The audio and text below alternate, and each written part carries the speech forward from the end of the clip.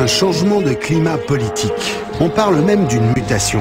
Vous avez raison d'en avoir marre de la racaille, vous voyez, il y en a quelques exemplaires là-bas. À 2 semaines du premier tour, Jean-Marie promène en banlieue parisienne son nouveau visage. Il a les cheveux longs, il a changé de sexe et s'appelle Marine. Jean-Marie réussit à faire croire à tous les habitants des cités qu'il n'y a plus de racisme au FN. S'il y a des gens qui pensent que nous avons une démarche raciste au Front National, ils se trompent de parti politique. Je peux dire, affirmer et signer dès demain que Jean-Marie Le Pen n'est pas raciste. J'ai dit, Monsieur Le Pen, croyez-vous à l'égalité des races? Je lui ai dit non, monsieur. Oui, je crois à l'inégalité des races, oui, bien sûr, c'est évident. Parce que les faits, tous les jours, nous démontrent que les races sont différentes. Toute l'histoire le démontre, elles n'ont pas la même capacité, ni le même niveau d'évolution historique. Mais cela suppose que vous croyez à la hiérarchie. Mais la vie est hiérarchie. Le jean, taille basse. Piercing sous la lèvre. Et surtout, c'est une beurette. Une fille ou petite fille d'immigrés. Le FN New Look. Une des 6 affiches de la campagne de Jean-Marie Le Pen. Nouveau visage, nouveau discours, Le Pen, le rassembleur. J'ai toujours été très consciente qu'il avait été donné de Jean-Marie Le Pen et du Front National une image parfaitement caricaturale. Aujourd'hui, le mot d'ordre, c'est arabe, mon ami. Après ça, j'ai acheté une maison de campagne pour permettre à mes enfants, qui habitaient le 15e, de voir des vaches. Du côté de... Au lieu de voir des arabes. Ceux qui chez vous, qui vont voter pour vous, n'aiment pas ou détestent les musulmans ou les beurs ou les arabes et qui vont voter pour vous et qui peuvent être choqués par cette affiche. À votre avis, ils vont voter pour qui s'ils votent pas pour moi? Ceux-là. Vous pouvez pas les perdre. À votre avis, s'ils votent pas pour moi, ils vont voter pour qui? Conserver la base tout en ratissant large, c'est le pari de Marine Le Pen. Moi, je respecte les religions, je respecte les croyances. Je suis pour la liberté de croyance. Mais je pense que la laïcité doit s'imposer. Toute la loi, madame, rien que la loi.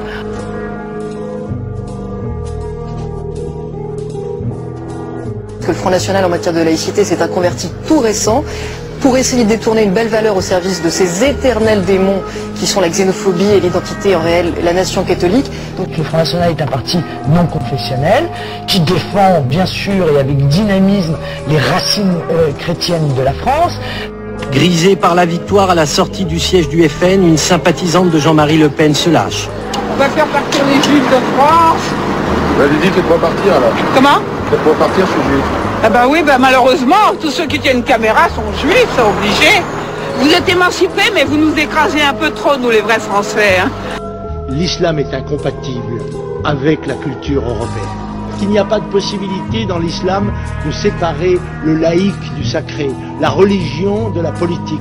C'est pour cela qu'il y a une très grande difficulté et c'est pour cela que je suis un adversaire de la politique d'immigration, en particulier de ressortissants musulmans. Je pense qu'on est en train d'adapter la France à l'immigration musulmane. Les minarets en particulier sont incompatibles avec l'identité des paysages nationaux. Ce n'était ni un lapsus ni une gaffe, mais bien un dérapage contrôlé, voire même planifié. Marine Le Pen persiste et signe sa petite phrase sur les prières dans la rue et l'occupation. Les quartiers dans lesquels la loi religieuse s'applique, c'est une occupation, certes, il n'y a pas de blindés, il n'y a pas de soldats, mais c'est une occupation tout de même. Et elle pèse sur les habitants. Je suis désolé, mais pour ceux qui aiment beaucoup parler de la Seconde Guerre mondiale, s'il s'agit de parler d'occupation, on pourrait en parler. Très clairement, comme en 1940, certains croient pouvoir se comporter dans la France de 2010 comme une armée d'occupation dans un pays conquis. Nous sommes, je crois, à tort, honnêtement, accusés de négationnisme.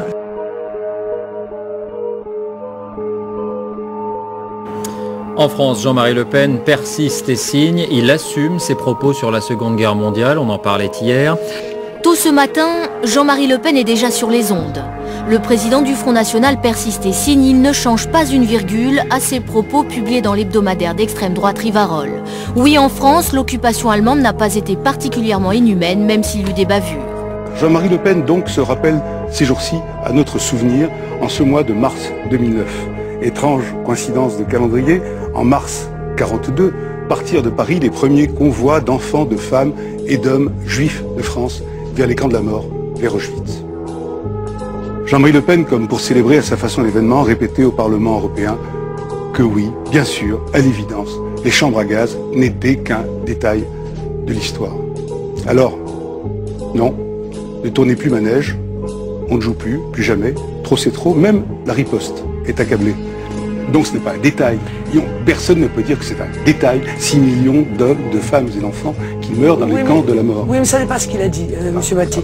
Non, je suis borné à dire que les chambres à gaz étaient un détail de l'histoire de la guerre mondiale. Ce qui est une évidence. Mais je veux dire, j'ai même pas envie de rentrer, vous voyez, dans ces détails.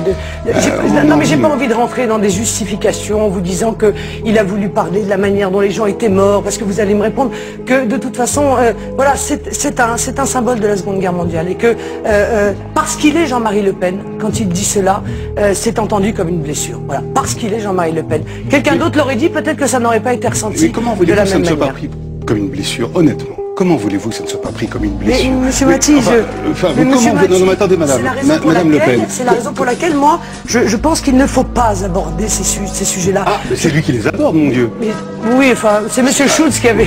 Non, oui, Jean-Marie Le Pen n'en est pas à sa première réinterprétation de l'histoire. En 87... Je ne dis pas que les chambres à gaz n'ont pas existé, mais je crois que c'est un point de détail de l'histoire de la Deuxième Guerre mondiale.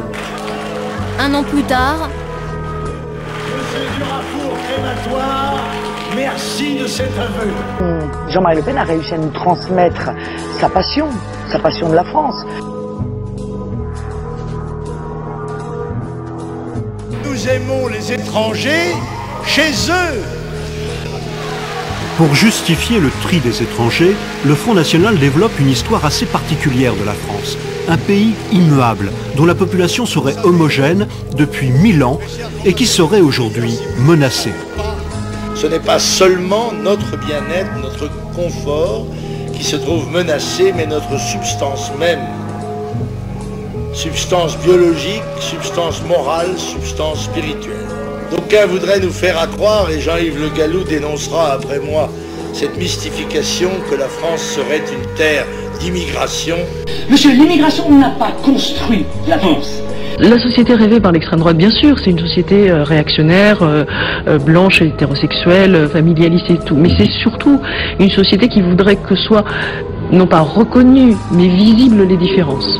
C'est-à-dire que les gens arrêtent de se fondre dans la masse et de faire croire qu'ils sont des Français alors qu'ils devraient être fiers d'être noirs, juifs, etc. Mais au moins chacun chez soi.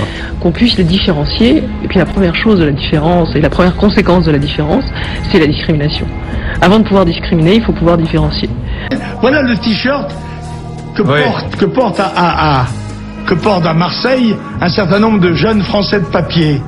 Et cette affiche reproduit... Des jeunes Français de papier. Oui, des jeunes Français. Ils n'ont pas les mêmes droits. Oui, des jeunes Français de papier. Il y a des Français de papier et des Français, qui ne sont pas de papier. En tous les cas, moi je ne les considère pas comme des Français à part entière. C'est Français. C'est-à-dire qu'ils n'ont pas les mêmes droits. Ils ont la double nationalité. Oui. Mais est-ce qu'ils ont les mêmes droits? Cette double nationalité leur permet d'avoir les mêmes droits que nous ici et les mêmes droits que les Algériens en Algérie. Est-il normal qu'ils aient les mêmes droits que nous en France? Mais moi je trouve... ils l'ont, parce que c'est la législation française. Est-il normal à vos yeux qu'ils aient les mêmes droits que nous? Moi, si j'étais le chef du gouvernement, il ne l'aurait certainement pas. Au début de 1978, dans le cadre de la campagne pour les élections législatives de mars 1978, le slogan était dû au responsable de la campagne, François Duprat, célèbre à l'époque, célèbre militant néo-nazi, théoricien du négationnisme, rallié à Le Pen depuis 1974. François Duprat, ancien membre du groupuscule d'extrême droite Ordre Nouveau, admirateur du régime hitlérien, est aussi un bon connaisseur des trucs de propagande. Il existe une affiche nazie de 1931. Texte de l'affiche, 500 000 chômeurs, 400 000 juifs, la solution est simple. l'affiche du Front National y ressemble étrangement. 3 millions de chômeurs, 3 millions d'immigrés de trop. Tout ça va mal se terminer.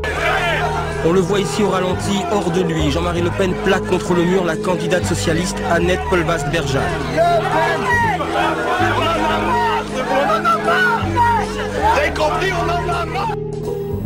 Permettre le passage à une politique de la peur, à une politique des inquiétudes.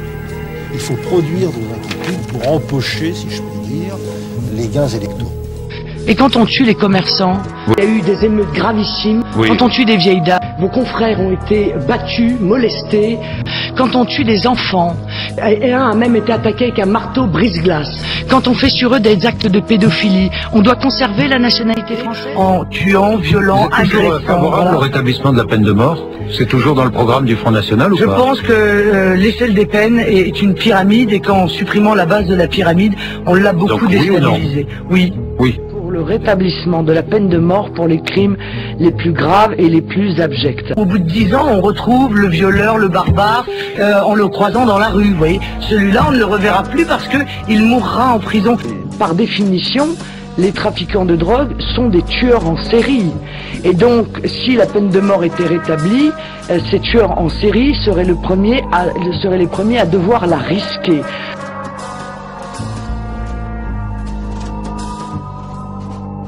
Marine Le Pen fait donc ses classes de campagne électorale en assumant le surnom qu'elle se donne, le clone de son père.